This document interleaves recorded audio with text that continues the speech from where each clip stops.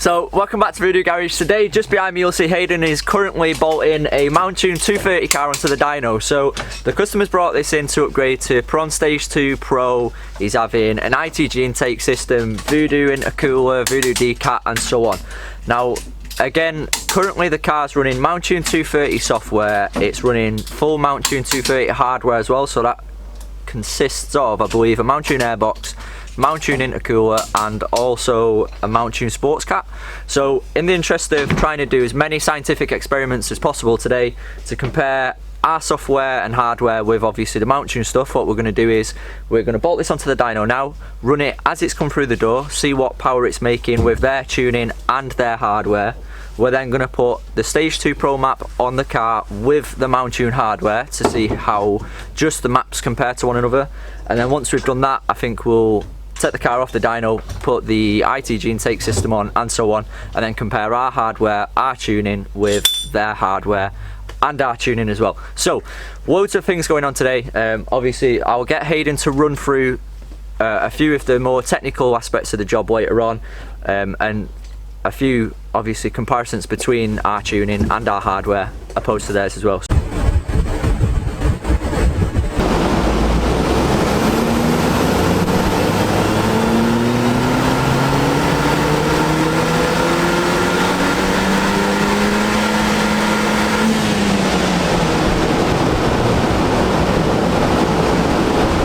So H is just going to run us through everything that we've picked up from the dyno runs then in terms of logging, because obviously we do this before and after testing regardless of what car it is. So what are we looking at right now?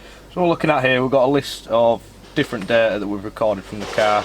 As George says, we do this on the stock car when it comes on the dyno, and then after tuning, just to make sure initially the car's performing as it should be and it's healthy and ready to map, and then after to make sure the car is doing what we expect of it after the tune's been put on the car.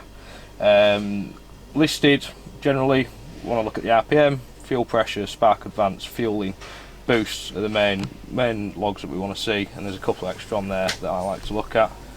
On this Mountune car, we again, like I say, we're making sure this car's running healthy, making sure spark advance is doing what it should be, making sure the boost is doing what it should be.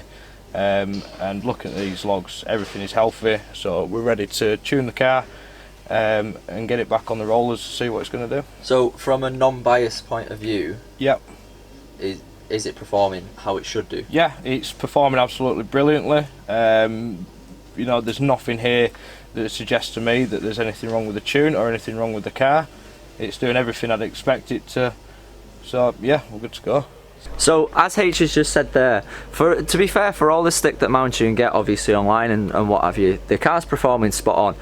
In terms of power and numbers, which obviously the vast majority of people, that's what they want to see. You know, they want to see who's got the highest horsepower and torque and so on. This is quite low, but more importantly, it's consistent every single time. It made within 1 horsepower and within 2 feet-pounds of the last run, and that's back-to-back 6 runs. So in itself, that's quite impressive.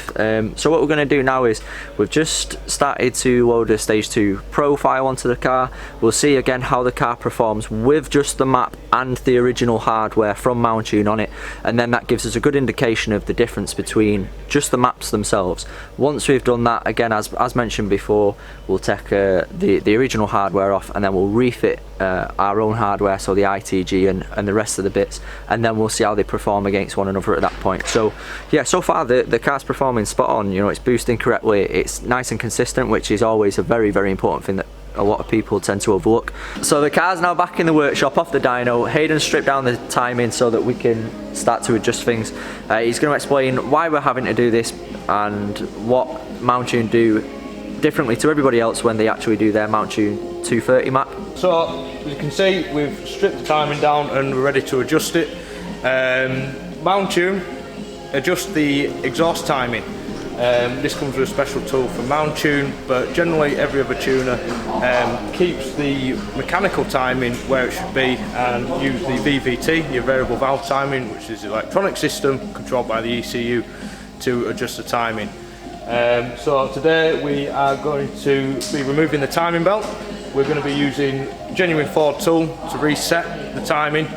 is very important to get correct. If the timing is not done correctly, you can end up with very terrible engine damage, usually valve to piston contact, so it's very important this is done correctly.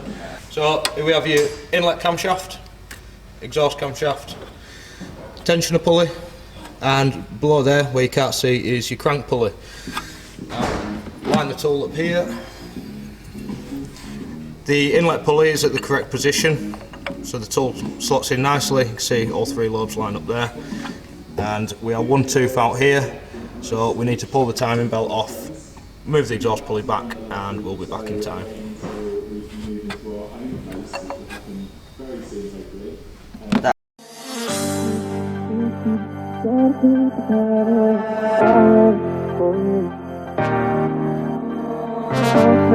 Drifting, try to sleep the time away. I'll wait for you. Hopeless, drifting, try to sleep the time away. I'll wait for you. Hopeless, drifting, try to sleep the time away. I'll wait for you. Oh, tell me where you're going. If you love me, then somewhere. Just about enough for this. If you love me, then somewhere. Oh, tell me where you're going. That's all I needed today, really. Love me, then somewhere. Just about enough for this. If you love me, then somewhere. Oh, tell me where you're going. Love me, then somewhere.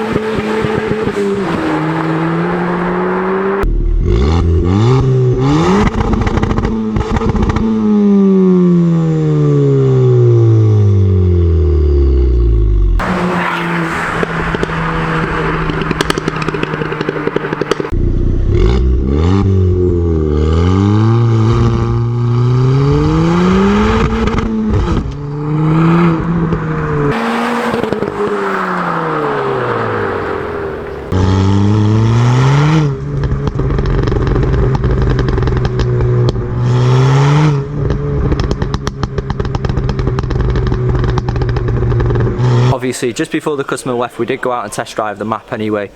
So took it up the road and obviously gave a little demonstration of the slight overrun that we get on the Stage 2 Pro as well. Nevertheless, we'll leave links in the description below to all of the items that are involved in today's video, regardless of whether it's the parts that we didn't manage to fit in the end, obviously the intercooler and the decat. We'll also leave links to the ITG, the Stage 2 Pro tuning, so you can have a look around and grab as much information as needs be. And that's it, so make sure you like and subscribe to the channel. We'll have loads and loads more content coming in the next 7 days. We've got some pretty exciting stuff on the way and some new cars arriving in the garage, so we'll see you in the next video. Ta.